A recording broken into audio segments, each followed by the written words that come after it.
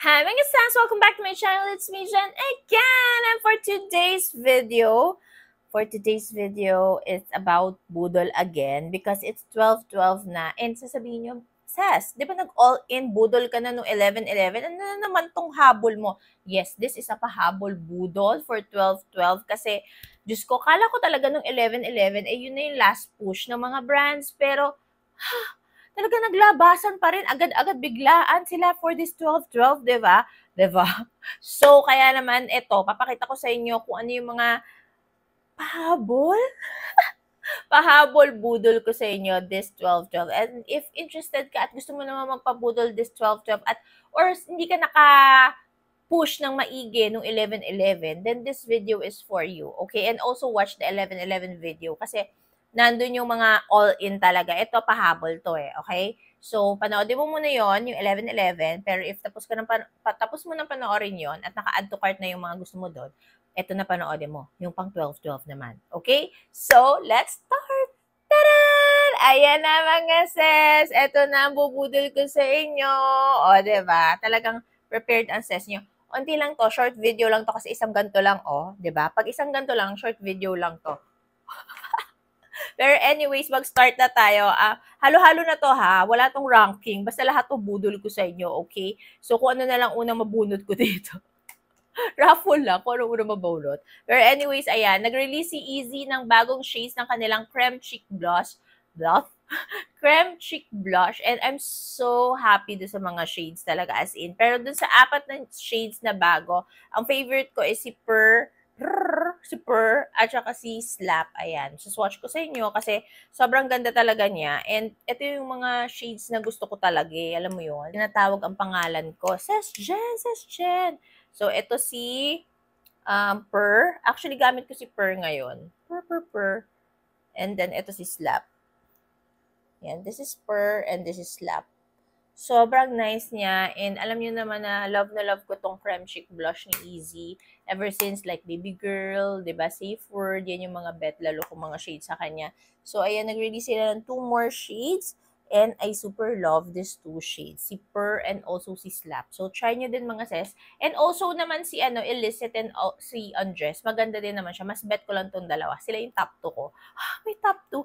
So, speaking of Easy naman mga sis, perfect combo kasi nitong Creme Cheek Blush nila na gantong mga shades. Etong si Obsessed palette nila. Curated to. Ito yung desaturated blush nila. So, ayan. Ito yung curated palette ni Easy Obsession. And ito yung mga bet, lalo kong mga shades. Ito si Intimate, ito si Devoted, ito si Arouse. Sobrang gustong-gusto ko siya. And perfect siya dito sa mga bagong shades ni Creme Cheek Blush nila. Kaya naman, sobrang highly recommended ko talaga this 12-12. Bilhin nyo talaga tong bagong shades ni Easy sa Creme Cheek Blush and also itong desaturated nila. Perfect combo talaga mga sis, promise. So, speaking of Easy, di ba, ni-revamp and pinaganda nila yung packaging ng kanilang lip bullet. And ito na nga sila, ayan, ang ganda-ganda na. Sobrang nakaka-happy yung bago nilang packaging kasi wala nang pa-etchos pa, wala nang simple lang pero maganda, ayan. Meron silang 3 finishes ulit, ganun pa rin, matte, velvet, and satin. And ito yung 3 shades na marirecommend ko sa inyo. For velvet, si Anjanu. Sobrang nice nito. Ever since, ito talaga yung number 1 ko dun sa kanilang lip bullet. Ayan, si Anjanu. Velvet finish yan. Then, sa satin, si Bow naman. Ayan. This is Bow. Super nice. And then, for the matte, is Muse. Ayan. Ayan. Ito yung 3 shades sa different finishes nila na favorite ko na marirecommend ko sa inyo if parehas tayo ng taste sa mga shades, okay? So, ayan. Perfect. Alam mo, perfect talaga yung mga nirelease nila na bagong blush dito sa mga shades na to na napili ko sa lip bullet nila. In Fur. Tapos, hindi natatapos talaga si Easy. Alam mo yun, hindi siya mapakali. Labas na ng labas. Labas na labas. Release siya na release ng mga bagong products. Pero ito, new shade ulit, parang doon sa blush nila. Sa Hydro Gloss naman, nag-release sila ng bagong shades, 4 din. And ito yung favorite ko. Parang, okay lang naman kasi si Blackout, pero parang mas more on si Blow, si Cowgirl, and si Fudge. Yung mga favorite kong shades. Si Fudge, gamit ko ngayon. Pero si Fudge, kailangan naka-lip liner ka para mas ma-appreciate mo yung ano niya, yung shade niya. So, iswatch ko lang sa inyo ng very, very quick, mga sis, para makita nyo kung ba't ko gusto tong mga to. So, this is fudge. Para siyang chocolatey. Chocolatey. Ayan, yan si fudge. Then, this is blow. Si blow parang nasa nude side siya. Ayan. So, fudge and blow. Then, last, ang pinaka-favorite ko, na parang feeling ko may lips but better ko, na parang umaariba nga siya kay Strokes eh. Oh my gosh, ayan. 'Di ba? So, ayan yung tatlong shade na bet lalo ko sa new shade ni Easy sa Hydra Gloss. Next naman mga sis, kay MAC naman tayo. Meron silang holiday kit and marirecommend ko sa inyo tong trio na to. Kasi ayan o, tatlo na yung makukuha mong ang tawag dito, lippy na hindi lang basta-bastang lippy na shade, okay? Ito yung mga iconic shades nila na talagang bentang-benta. And ito kasi na PR sa akin to. And nung na-try ko siya, ang ganda niya. Parang feeling ko lang, if binili mo siya as a holiday kit nga, mas affordable and mas budget-friendly siya. I super like it. And also, syempre, yung packaging niya pang holiday kineme, di ba? So, swatch ko lang sa inyo. Ito, grabe itong Ruby Woo na to, na retro matte. Sobrang ang daming nag-compliment sa lips ko nung gamit ko to. Talagang yung cashier do sa kinainan namin, tinanong niya, Miss, ano pong shade, anong lippy gamit mo? Ang ganda. Gumanon talaga siya. Sobrang nagandahan siya dito.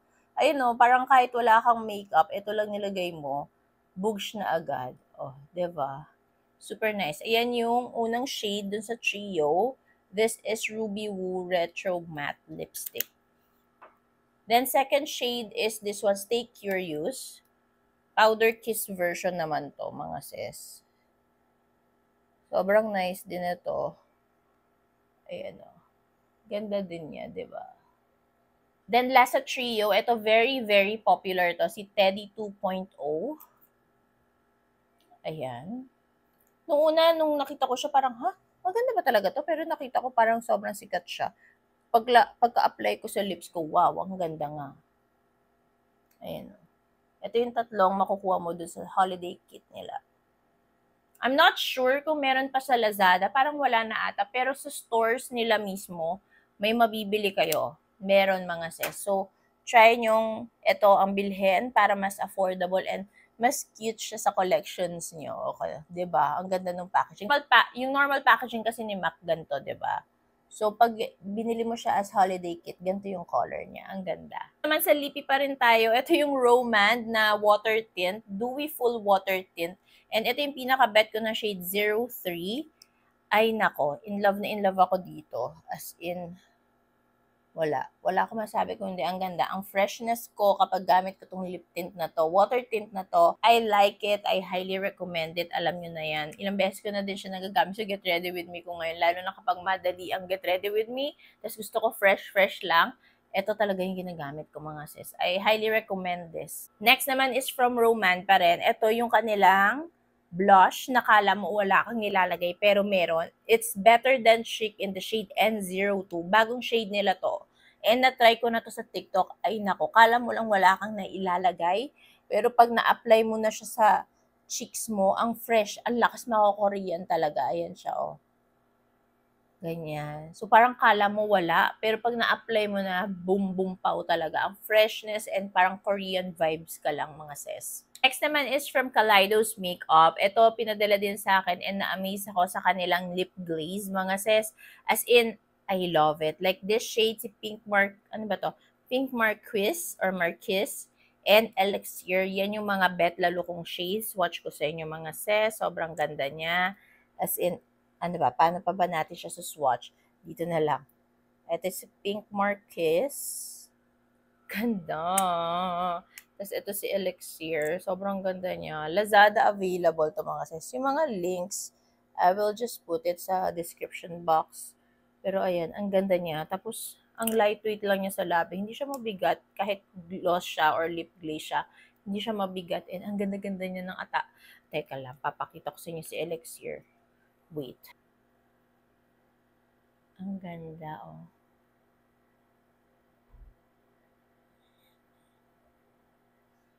Boosh. This is Elixir. Ang ganda, diba? Sobra. Bili nyo to.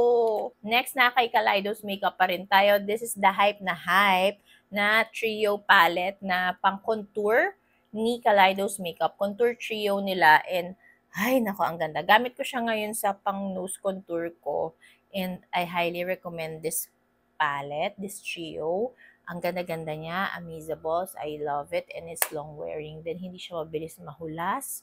And yeah, ang ganda nito. Ang shade ko dito is medium. Talon lang muna tayo sa luxury and high-end, okay? Onti lang naman to mga sis. So this one, I highly recommend. If may extra ka talaga and may budget ka, you can go sa Sephora if may available.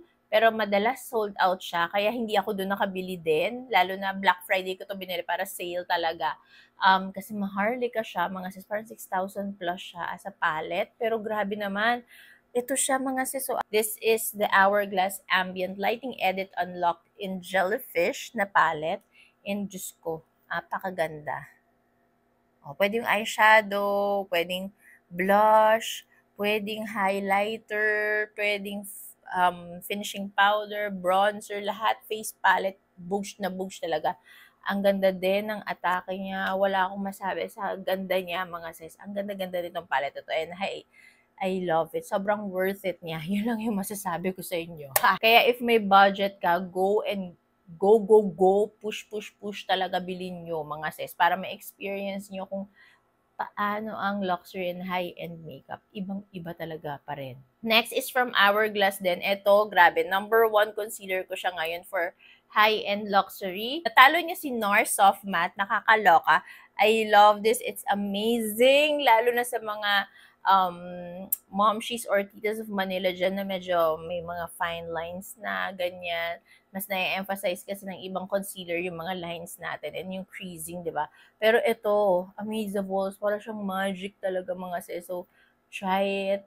I love it. I like it. It's amazing. Last na pang maharlika mga sis. Ito set din to, siya si Shadow, yung skincare nila. Mga 1 week ko na din siya nagagamit. And in fairness ha, very refreshing siya.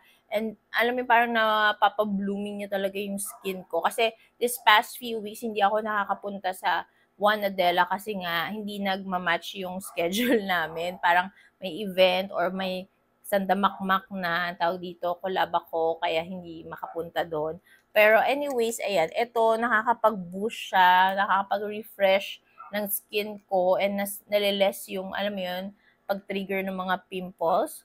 I highly recommend itong holiday kit nila kasi maliit lang muna para, alam mo yun, medyo pasok sa budget. And ang syala na nito, 1,000 plus to, alam ko, okay na okay. Try nyo mga sis kasi di ako nag-breakout dito. Ang refreshing lang ng face lock ng face ko kapag gising ko ng umaga. Tapos after ko maghilamos sa umaga, ito na, refreshing talaga. Balik tayo sa makeup mga sis. Ito, nag-release si Get Ready With Me nung kanilang Brow Pen Pro. Diyos ko, gamit ko siya ngayon. And yung brow lift nila. And it's a perfect combo. Nakikita nyo naman, wala akong masabi. Sobrang micro kineme nung tip niya, as in ang ganda, very madali lang gamitin, and yung pigment niya is powerful. Powerful. And I like it. Ang shade na gamit ko dito is Ash and Taupe. Sobrang nice. And hindi siya mabilis mabura. Ayan, oh. Diba? So, bugs to. Ang ganda nito. Go for gold. Perfect combo sila ng Brow Lift Max. Next, from Get Ready With Me pa rin, nag-release sila ng bagong mga color correctors. And ito, na-in-love ako dito sa pink na to. Nung una, kala ko, anong gagawin ko dito? Parang wala naman ako magagawa dito. Pero hindi. Siya ang nagpapabrighten dito. Yung pag kinokombo ko siya ng concealer ko, tapos nasa gitna siya, Amazables. Amazables, mga sis, parang boosh! Ganon yung under eye ko. Parang blooming ka bigla. Yung kunwari puyat ka, tapos ilang oras lang yung yung tulog mo, siguro mga 2 hours. Parang kapag nilagay mo to, tapos binlend mo sa concealer mo, pagka-blend mo, parang nakatulog ka na 12 hours straight. Ganun siya, mga sis. Amazing talaga. So, i-try nyo din to, yung pink na color corrector nila. Then, next, si Teviant naman, nagpasabog din, nakakaloka. Yung kanilang primer, it's amazing. Gamit ko siya ngayon. Very refreshing and glowy nung finish niya, kaya gustong-gusto ko. And talaga naman last ng makeup mo all throughout the day, talagang okay siya. Hindi siya malagit, hindi siya mabigat sa mukha. Para siyang serum mo lang. Kasi di ba skincare primer to. So, I love it. I like it. Next naman is their foundation pasabog. Gamit ko siya ngayon. It's amazable yung coverage niya. Wala ka nang hahanapin pa. Itatago niya lahat ng kailangan mong itago. Very, very lightweight. They have 10 shades that you can choose from. Sabi ni Albert, yung lahat daw ng shades ng foundation nila is neutral, warm neutral. Kasi nga, yun yung safest para sa mga Asian skin tone. So, yeah, try nyo na lang i-check yung mga reviews ng ibang mga content creators na feeling nyo ka-skin tone nyo. For me, if magka-shade tayo, I'm in the shade Eggshell. Yun yung gamit ko. And then, nag-release din sila ng concealer. Ayan, ang gamit kong concealer is dalawa. Si Ghent and also si Lisbon. Si Ghent is parang pang-brightening ko. Then, pang-spot conceal ko is si Lisbon naman mga sis. Okay? So, ayan. Ito, sobrang amazing din. Velvet finish parehas yung foundation and the concealer. Parehas din sila yung boom boom pow yung coverage na wala kang hahanapin pa. And ang ganda niya, pag naka-marinate na siya, yung parang mas gumaganda pa yung base mo hanggang patapos yung araw, which is very amazing, di ba? Sobrang nice niya mga sis. It's okay for dry skin and also for oily skin. And for oily skin, I highly recommend na mag-set ka talaga ng powder and mag-setting spray ka para sure na hindi mag-oil up yung kinembular mo. Okay? Then last but definitely not the least, oh my gosh, their brushes. I love it so much. Lahat gamit na gamit. Asan na yung isa pa? Sa sobrang gamit, nawawala dito. Basta meron pa silang maliit na brush. I love it. I love it. I love it. I love it.